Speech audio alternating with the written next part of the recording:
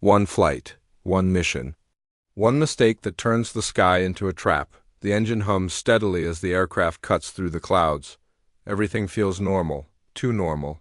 Passengers sit quietly, unaware that this flight was never meant to land safely.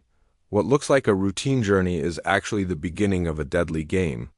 In Flight Risk 2, danger doesn't arrive with an explosion. It arrives slowly, silently, hiding behind calm faces and polite smiles. A hardened federal operative boards the plane with a simple goal: escort a key witness and deliver him alive. The mission is clear, the rules are strict. No delays, no risks, but rules don't matter when the past refuses to stay buried. As the plane climbs higher, the weight of old decisions begins to press down harder than gravity itself. Across the aisle, a sharp and observant air marshal scans the cabin. She notices small things others miss: a hand gripping too tightly, eyes that avoid contact, a phone switched off too quickly. She knows this look. It's the look of people who are lying. And on this flight, lies are more dangerous than weapons. Trust becomes thin, stretched like the air outside the plane. Then there's the witness, nervous, quiet, watching everyone, saying nothing. He carries information powerful enough to destroy lives, and he knows it. Every second he stays in the air increases the chance that someone will silence him forever. The danger isn't announced. It breathes right next to him. As turbulence shakes the cabin, tension rises with it. A short warning light flashes in the cockpit. Just a technical issue, they say. But every experienced flyer knows one truth: when something feels wrong in the sky, it usually is. The plane keeps moving forward, but the sense of safety is already gone. This is not a chase on the ground. There are no backup teams, no easy exits. In the sky, every choice is final.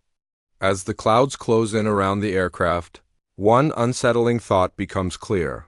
This flight was planned, and someone on board is ready to make sure it never reaches its destination. And this is only the beginning. The cabin feels smaller now. Not because the plane has changed, but because the truth is starting to close in. Conversations drop to whispers. Every sound feels louder than it should. A seatbelt clicks. A tray table snaps shut. Small noises, but each one lands like a warning. Something is moving beneath the surface of this flight, and it's getting harder to ignore. The air marshal walks slowly down the aisle, pretending to check seat numbers, but her eyes are working nonstop. She studies faces, body language, timing. One passenger avoids her gaze too carefully. Another pretends to sleep but never relaxes. These are not tourists. These are people waiting for a moment, waiting for a signal. She realizes the danger isn't just one person. It's layered. Up front, the federal operative keeps his voice low as he speaks to the witness. He tells him everything is under control, but his eyes say otherwise. He has seen missions fall apart before. He knows how fast things can turn when too many people want the same man dead. The witness asks one simple question: who's really on this plane? There is no easy answer. A flight attendant passes by, smiling, calm, professional, but her hands are shaking. She knows something is wrong in the cockpit. Instruments are acting strange. Messages are delayed. The pilot says it's nothing serious, yet sweat runs down his temple. At this height, nothing serious can still mean disaster. Halfway through the flight, a passenger stands up suddenly and heads toward the restroom. The air marshal stiffens. The timing is wrong. She signals the operative with a glance. They both feel it now. The trap is tightening. Whatever was planned is close to happening. The witness begins to panic. He admits he was warned this would happen, that if he talked, the sky would become his grave. He thought it was a threat meant to scare him. Now, surrounded by strangers at 30,000 feet, he understands it was a promise. The plane hits another patch of turbulence, stronger this time. Overhead lights flicker. For a brief moment, fear flashes openly across several faces. Masks slip. The air marshal reaches for her radio static. No signal, no help.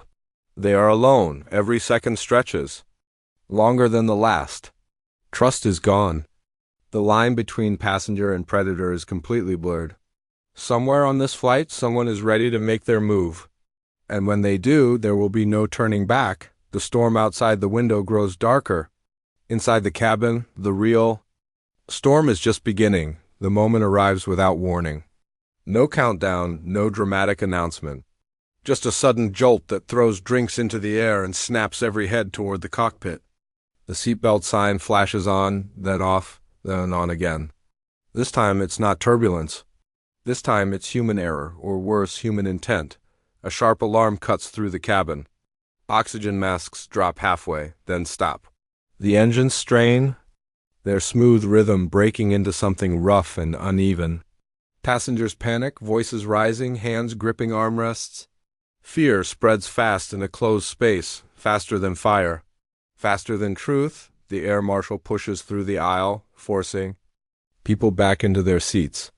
Her calm voice hides the rush of fear in her chest. She knows this is the move they were waiting for, the distraction, the opening.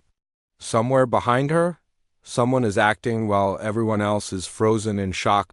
In the cockpit, the situation turns.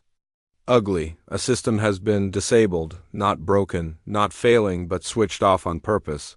The pilot tries to regain control, but every fix creates a new problem. Whoever planned this knew the aircraft. Knew exactly how to turn a flying machine into a weapon. The federal operative drags the witness closer, shielding him as chaos erupts. He realizes now that this was never about escape. It's about control. If they can't kill the witness quietly, they'll do it loudly, make it look like an accident. A tragedy. No survivors to ask questions. A scream echoes from the rear of the plane. The air marshal turns just in time to see a passenger fall hard to the floor, blood spreading across the aisle. Panic explodes. People push. Someone shouts about a bomb. Another cries that the plane is going down. In seconds, order disappears. The operative locks eyes with the air marshal. No words are needed. This is the point of no return? They split up, moving fast, knowing every second lost could mean hundreds of lives. The air marshal tackles a suspect near the emergency exit. He fights back with desperation, not fear. That tells her everything. The witness finally breaks. He confesses that the information he carries exposes a network far bigger than anyone on board imagined. People in power. People who can turn off systems, silence signals, and sacrifice a plane full of strangers to protect themselves. This flight was chosen because it was perfect. High, isolated, untraceable. Another violent shake slams the aircraft sideways. Overhead compartments burst open. Bags rain down. A warning light flashes red in the cockpit. Altitude dropping, fast. The pilot shouts that they've lost control of a critical system. Manual override is the only option, and it might not be enough. The air marshal restrains the attacker, but she knows he's not alone. There are others, always others. The real threat hasn't even shown itself yet. Somewhere on this plane is the person pulling the strings, watching the chaos unfold exactly as planned. As the aircraft dives through dark clouds, one terrifying truth becomes clear. This is no longer about landing safely. It's about choosing who gets to live when the sky runs out of time, and the worst is still coming. The plane is dropping now. Not fast enough to crash, not slow enough to save. Just stuck in a deadly balance where every second feels stolen. Warning alarms scream in the cockpit, overlapping voices, flashing lights, red symbols that mean nothing good. The pilot's hands shake as he fights the controls, knowing the aircraft is running out of sky. In the cabin, panic turns into desperation. Passengers cry, pray, cling to strangers. Some shout instructions they don't understand. Others freeze completely, eyes wide, bodies locked. This is what fear looks like when there is nowhere to escape. The air marshal forces herself forward, stepping over fallen bags and broken seats. Her focus is sharp now. Fear doesn't help. Only action does. The federal operative reaches the cockpit and realizes the truth. This was never meant to be fixed. The system damage is too precise, too clean. Someone planned for every backup, every override, except one thing: human choice. He makes a decision that could cost him everything but might save everyone else. The witness is dragged forward. As the plane shakes violently, He understands now that his life is the key.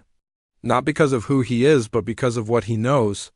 He begs them not to trade lives for his silence. For the first time, he stops running.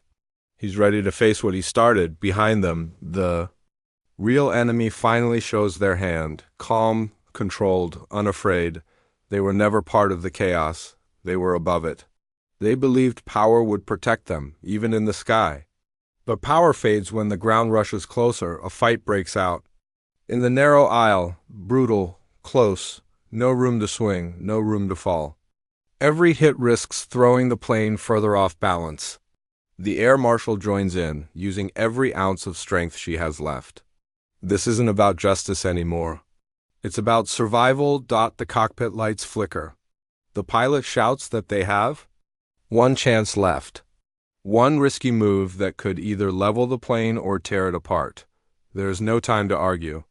No time to be afraid. The operative nods. Do it.